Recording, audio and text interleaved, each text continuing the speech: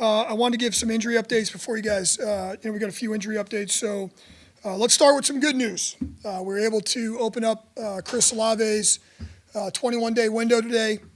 He got some great news. He had some went for a recheck like we had been talked about, and he was cleared for football activity. So I am super, super happy for Chris.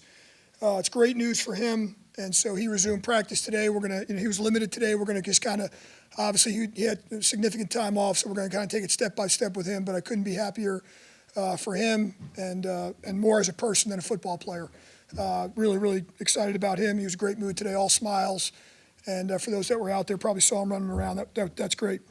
The situation with Alvin right now, it was probably a little bit more significant than we initially thought. So, he's going to be week to week at the moment. I'm going to be honest, doesn't look great for this week. We'll see what the next day brings. But that doesn't look great at the moment for this coming week. But we'll see if that's going to be a multiple week. We'll kind of play that one by ear, whether that's going to be multiple weeks but right now he doesn't look great for this week. As far as the quarterback situation goes, let me say this. I have had multiple conversations with Derek. Apparently there's been a bunch of things written the last few days. Here's the situation with Derek. Derek Carr wants to play this season. He wants to come back and play this season. That there's absolutely zero doubt about that. He's in here every day doing everything that he possibly can from a rehab standpoint to get himself back on the field. There's absolutely, like I said, zero doubt about that. He had actually his best day today. I appreciate and respect the fact that he wants to come back and play. And so therefore, that's why this thing's day to day. We're not going to put him in harm's way.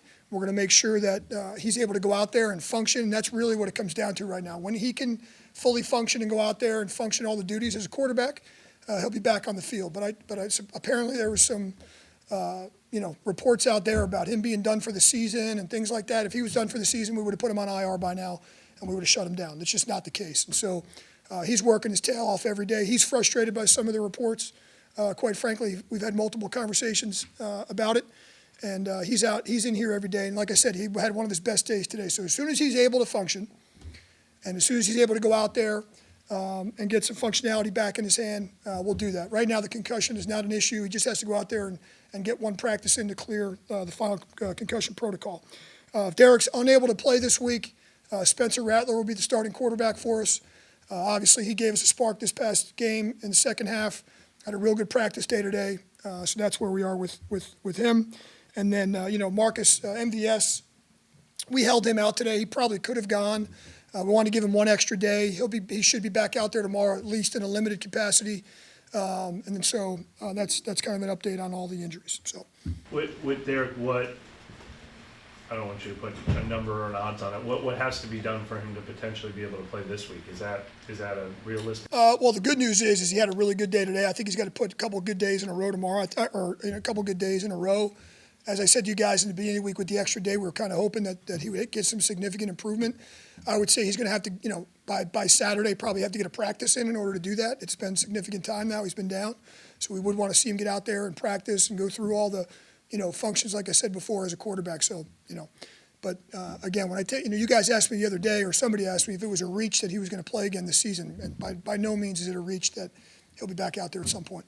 Rich, how challenging is it for you guys when, you can stand up here and do a 3-minute injury update, going into the week? I mean, that's a lot of stuff to kind of overcome. Like, what's the challenge for you guys right now?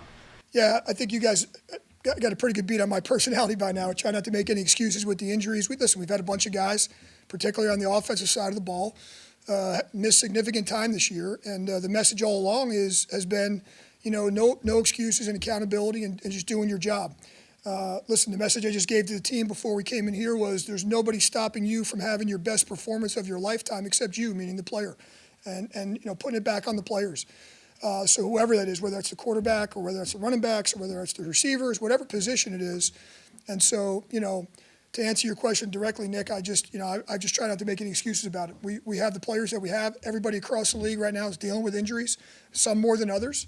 And I think the best teams in the league are the teams that are able to overcome those, regardless of the position. So It's really how we've been approaching it. Darren, just because it's happened in other situations, including Derek with the Raiders, there's always the conversation about injury guarantees when it comes to the quarterback. Is that not going to enter into the conversation? Well, this is somebody else asked me about that, and here's my answer to that. If the organization, and I'm not speaking for Mickey or Mrs. Benson, but if the organization was concerned about that, the easy thing to do would have been to shelve him for the year, put him in an IR, let him get healthy, let him pass the physical. So I don't see that as a. I know that's been talked about. I certainly am not the salary cap guy or the contract guy. I'm a coach, but at the same time, I understand that plays into it, and I understand that that's happened in Derek's past. The fact that he wants to come back, the fact that he's not on IR, I think kind of answers those questions. In my opinion, answers those questions. That's not an issue at the moment. With Alvin, is there any chance he'd have to have surgery, or? Yeah, like I said, it ended up being, initially a little, he's kind of feeling it during the game a little bit. It was a little bit minor in the beginning, and then I actually think on the touchdown, the phenomenal touchdown catch that he made, I think he felt it a little bit more. The initial tests were it wasn't really going to be that bad, and then it's just a little bit more significant, so a little bit more missed time. So I think with the type of injury that he has, there's multiple opinions. There's different ways you can handle it. It can heal. So he's going to kind of, all of us, medical staff, Alvin, everyone's going to just kind of take a deep breath here and kind of see what the best option is for him moving forward. So, I would say we'll kind of take that, like I said. Hopefully, we can get him back here by the end of the year, but we'll see what happens with that. I think the one guy you didn't touch on in your opening statement was Chase Young. Yeah. He just had an illness today. There's been a bug going around, and Chase caught it. So fortunately for us, he caught it in the beginning of the week here, much like happened last week with Alvin, quite frankly. And so we just kind of gave Chase a day off from an illness standpoint. He was feeling lousy the last couple of days. So hopefully he'll clear up and be back hopefully tomorrow. If Alvin can't go, Kendre becomes the featured guy. Yeah, I mean, listen, as I've said multiple times, Kendre has really done a great job in these last couple of weeks for a small sample size. If Alvin doesn't play, that sample size is going to get larger. But it's going to have to be a committee approach. Jamal's going to have to step up. The other running backs are going to have to step up. The receivers, everybody. It's going to have to be a committee effort, no different than when Taysom went down or Derek's gone down or Rashid or Olave. And all those guys have to step up. But certainly Kendre is going to have to be a big part of that committee. What do you like about Clyde Edwards-Helaire, bringing him in, signing him? Yeah, listen, I've always been a fan. I loved him back when he was back at LSU. Studied him, a lot coming out. He was high on our draft boards. Just always kind of kept an eye on him. And so we had the opportunity when they waived him the other day to get him on the practice squad. He's just a guy. I know it looks like it's very coincidental with Alvin. It really had nothing to do with that. We just wanted a player to get into the building. Really good player that we've always had an eye on. And so I think we probably have an extra eye on him because he's a hometown guy or a local guy. But have had great conversation with him the last couple of days. I'm excited for him, excited for the opportunity. I know he's happy to be home. Is there a chance that you see him elevated this weekend? Well, under the circumstances where everything's on the table there, so whether or not we dress, 3 backs, 4 backs, we'll have to kind of see how we end up playing the game day roster if Alvin's unable to go. So I would say, that's why we tried to get him here at the beginning of the week, try to get him caught up to speed, certainly on the mental. He looked like physically he had a great day today, just out there already catching kickoffs and running routes and running, did a great job running the ball, like all those things. So that all looked good.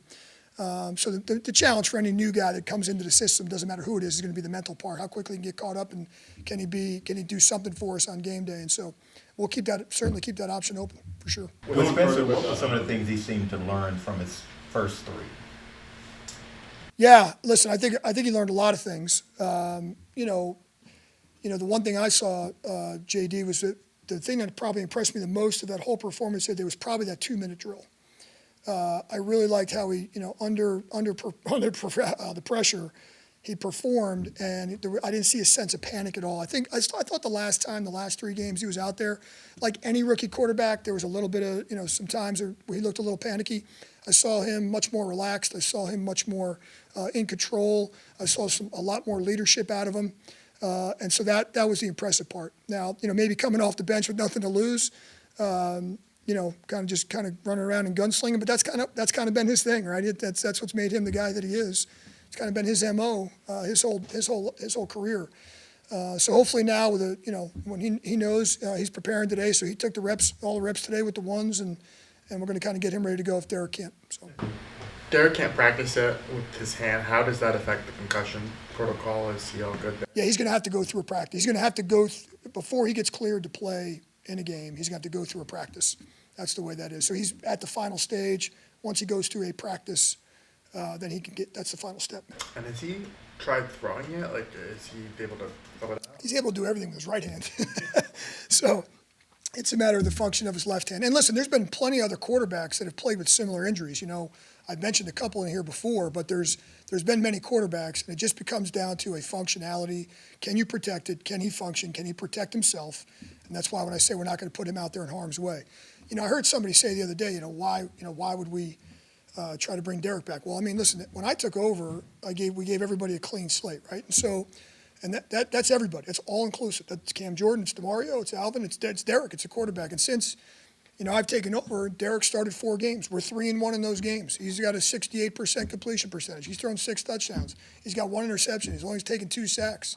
His quarterback rating is over 103. And so why would I play him? I think it's kind of obvious why we would play him.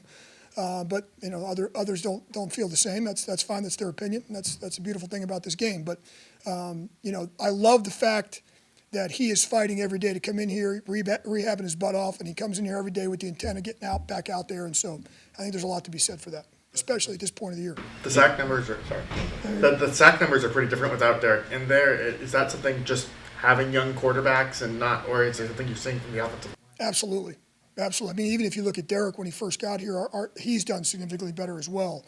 And so I think that a lot of it has to do with the timing. In Jake's defense, some of those sacks the other day in the first half were protection related. They weren't all on Jake. But I think there's some times when, I think some of the best veteran quarterbacks that we've all ever seen, right, are going through the progression, able to get the ball out quicker when the first progression's not there. The second, they're able to go through the progression so much faster. And so that's a little bit of some of the young quarterbacks' challenge sometimes, is just getting through the progression quicker, getting the ball out and not holding it. There were some times where Jake could have done that the other day in the first half where I felt we took at least 2 unnecessary sacks there. So that's the challenge. Can Coach, you just get into just like what Derek needs to show with this? Like, is it a mobility thing? Is it like feeling comfortable that it's not going to re-injure? Yeah, well, the first thing is to being able to protect himself, right? I go to the ground. I could do, I could get on the ground and push it myself. Just the strength, the grip, all those things. And so he's come a long way with all those things, and we just want to make sure when we go out there, we can protect the spot. That's not the issue. It's really just more of a function standpoint at this point. So once he gets that, and once we feel like he can protect himself and he can function in the offense, and we're not going to be limited in what we're doing, then that's going to be the key. So, like, long story short, I guess the hand's going to get in the way of him passing concussion protocol, more or less? Yeah, so we would want him to practice anyway, so I think they work hand in hand. But the answer is yes. Technically, yes. He wouldn't be able just to go out there and just go out and suit up for a game without a practice. But we wouldn't want him to do that anyway, because we want to take him through all the progression and the necessary steps to make sure he can protect himself, get through all that stuff. And Coach, just to be clear, just for clarity, Spencer Rattler will start against. If Derek Carr is unable to start, then Spencer Rattler will be the starting quarterback. Yes. Is functionality 2 different things in terms of shotgun and under center, or is it all? Yeah, I would say absolutely, because you have to. Most people may or may not understand with a right-handed quarterback, usually your left hand, your bottom hand under center, and so that's very, very important, no question. Now, there's been some times Justin Herbert comes to mind, Josh Allen comes to mind, where they played pretty much the entire game in shotgun, just like every high school in America is doing right now, and probably half the colleges. But so we could function under an entire game, in the shotgun. That's not necessarily the issue. The issue is more the things I mentioned last game. You had talked about Clyde Edwards-Helaire from mentally getting the game, but he's been public about his own mental battles. Have you seen a little bit of a mental relief from the short time you've known him already, being back in the state, given what he's had to deal with mentally? Yeah, I can just speak for the last couple of days that he's been here. He's been all smiles. One of the first things he said to me was, Coach Riz, I'm just happy to be home. It's a great opportunity for me. I think, he's certainly, all that's been documented, and I got a lot of respect for Clyde as a person and a player. I'm happy. I'm certainly glad we got him. And you never know. Sometimes a change of scenery for somebody, we've all seen it before. Change of scenery sometimes ignites a guy and gives him a little extra motivation and can help anybody. Can help players, coaches, everybody. So, sorry, just trying to clarify based on what Ross asked too. If Derek can't go, but operating on the assumption that like he most likely can't, or is it? Matt, are you trying to say that I wasn't clear? Are you trying? So, I don't know how else to say it. If Derek Carr doesn't start the game, Spencer will. I don't know if I can say it any more clearly than that. But that's just like the chances of Derek actually. now you want me to put chances on it. I know I'm an Italian from Jersey, but I'm not an odds maker. I thought you said earlier that Derek wasn't playing, Yeah. so now This people are week. confused. I'm sorry? It sounded like you volunteered that Earlier. he's not playing this week and Rattler's going to start. That's what it sounded to us. Okay, if that came out like that, I said if Derek Carr doesn't play this week, Spencer Rattler will be the starting quarterback. Since you were clearing things up, I know you've just said hand injury. Like, is there any more you can tell us? Like, is it multiple fractures in this hand? Yeah, I'd rather not get into all the detail. I just don't think that's fair to just to Derek for me to stand up here and explain every last detail of the injury. That's with anybody, though. I'm not just saying that. I want to show us a diagram. Exactly. I'll get a PowerPoint slide up here tomorrow, and I'll get the pointer out and show the exact spots. I'm not going to go down that road. I know it's obviously very early in it, but with Chris coming back to practice today, is there a chance he could go on Monday? I mean, I would say this week's probably doubtful, realistically. This is his first day back, right? So we're going to get him back into the swing of things and really just kind of do a little bit more every day. I'm just so happy for the person, for Chris, that here he is. He got a full, he got the thumbs up, can resume football activities. And honestly, we're going to leave that up to Chris. We're going to see where he is, how he feels every day, make sure there's no setbacks. But I'm going to say that he would play Monday night would be a little bit aggressive. Is there anything with like the kicking or anything that you can do to prepare for going up there where it's going to be cold and windy and maybe snowy? Yeah, I was a little bit happy. It got a little windy out there. It turned into it started getting warmer. I was pissed off when the sun came out, but I was hoping it was going to be cloudy and windy all day. It's hard, Nick. I've done before because I was in Miami for 10 years and now here for 6.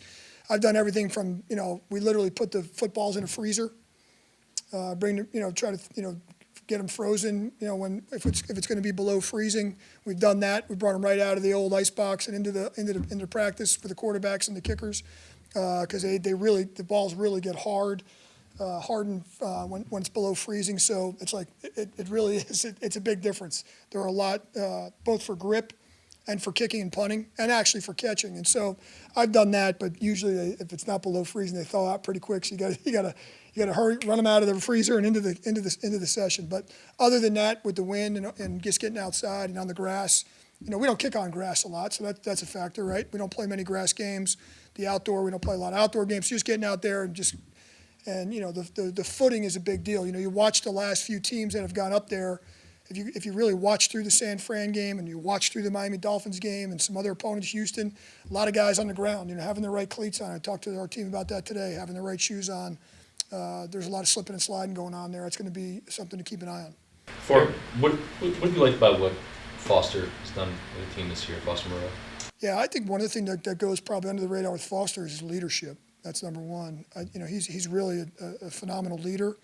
The thing I love about Foster too is same guy every day. He's that intense, no nonsense, And when I say that, I mean from a football standpoint. Now, if you get him outside the building, he's a clown in a good way. He's a jokester, and we're always poking fun at each other. But when he's in the building, he's really, really serious. He's great for the young players, and he's one of those epitome of the hard work that he's putting in is kind of paying off. It's been mentioned in here. Our tight ends have been a big deal, a big part of our success lately on offense. They've been a huge part of that. And I love his leadership. I love his work ethic. I love how he practices. I love how he prepares. You'd love to have 53 Fosters on the roster. For Chris, you gave such a passionate defense of Derek wanting to see him. Is it important to you to see Chris if he can go? I mean, is it? Yeah, I think under the circumstances with Chris, like I said earlier, I believe in putting that back up to Chris, and let's see how he feels. Today was his first practice in a long time. What is it, 7-8 weeks, whatever the number is, and first practice back. So let's kind of get a sample size first, and let's see how he's feeling, and make sure he's got no setbacks with the football activities, and kind of take it from there. It would be a heck of a deal. I'm proud that he's even back out here, and I'm happy for him. But let's just see how it goes. I don't want to put the cart before the horse on that one. Alvin, he's so close to 1,000 yards for the first time of his career rushing, and now he has this. How do you?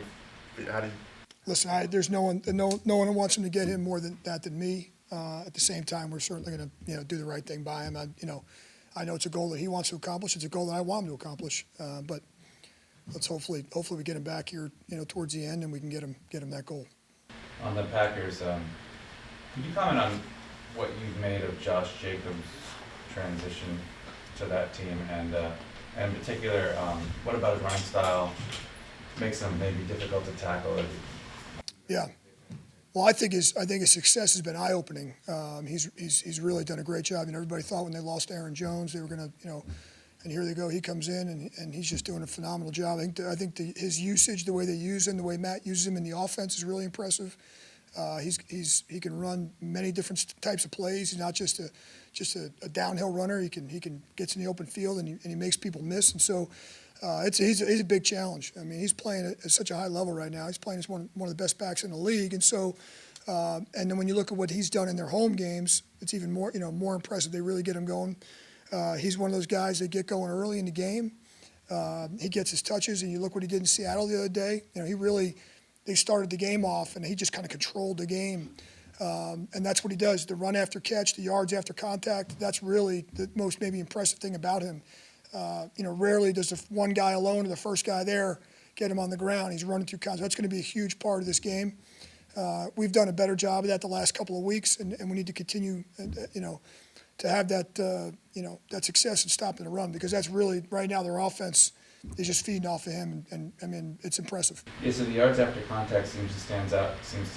And do you have any sense of why he's been so good in that area? Well, he's a really strong, powerful runner. Even if you look back to his college days, studying him coming out of college, he was a similar thing. He's not a guy you're going to be able to arm tackle. He's a guy you're going to have multiple hats to the ball. We're going to have to do a great job with our swarm. We're going to have to run into the football, the pursuit, because, like I said, if he's going through the line of scrimmage and you're just trying to reach out and tackle him, you're not getting that guy on the ground. You need to make sure our tackling, our wrap, all those things, and that's going to be a challenge with the weather too. How different is this Packers team from the one y'all faced in Week 3 last year? Yeah, I actually made a joke today. The game seems like it was about 6 years ago, and it was just last year up there at the beginning of the season. I think they're a confident group right now. The quarterback's playing at a high level. I just mentioned Josh Jacobs is playing at a high level. Their offensive weapons are all of them, tight ends, receivers, everybody's contributing. So they really got it going right now offensively. They made a change with Jeff Hafley on the defense. I feel like their defensive front is really playing well. It's really been the strength of their team. And then when they've had to make teams throw the ball, Xavier McKinney's leading the league in interceptions, if I'm not mistaken. And so they're really just getting a team effort. Their special teams have gotten better. They added Brandon McManus as a kicker. Daniel Whelan is having a really good year. Both the returners are good. So you look at their team, there's not a lot of holes. There's not a lot of weaknesses. And so we're going to have to play really well in all three phases. So to Matt's credit and to their, the new organization's credit, they've put together a heck of a roster, and they got it going right now. So this is certainly going to be a challenge. Sorry, I'm asking you about a guy who hasn't played a down of NFL football, but have you seen Charlie Smith continue to kind of develop his? Am I allowed to make fun of your Dodgers hat since I'm a Yankees fan? Is that like a shot at me, Luke? Is that a shot at me? So listen, Charlie Smith, first of all, I'm really, really happy we kept Charlie Smith on our practice squad.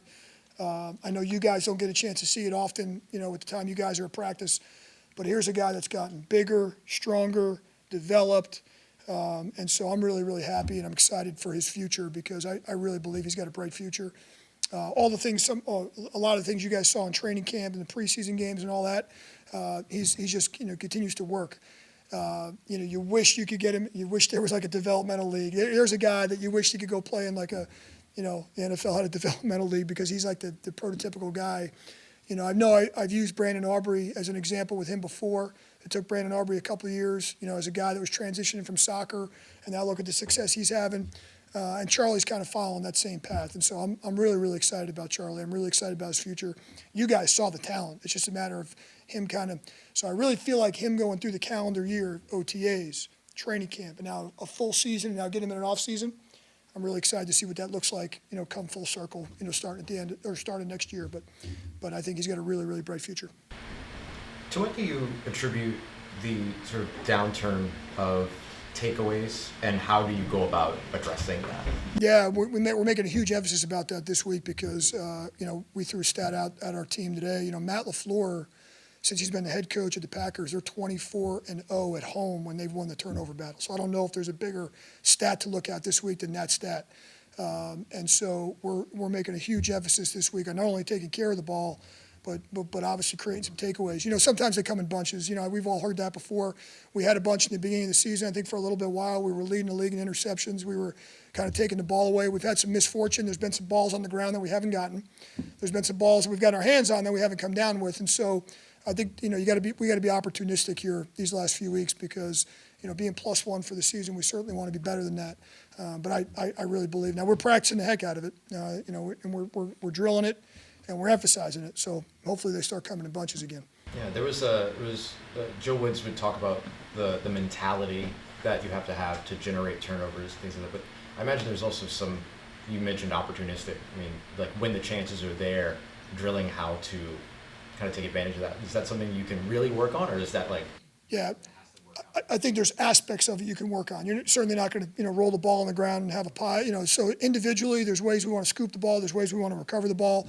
We had the opportunity the other day in the game against Washington where Jaden Daniels fumbles one down there inside the 5, and the ball's on the ground, and they come back up with the ball. That would have been huge. So things like that. Obviously, the interceptions are a lot easier to practice than the fumble part of it.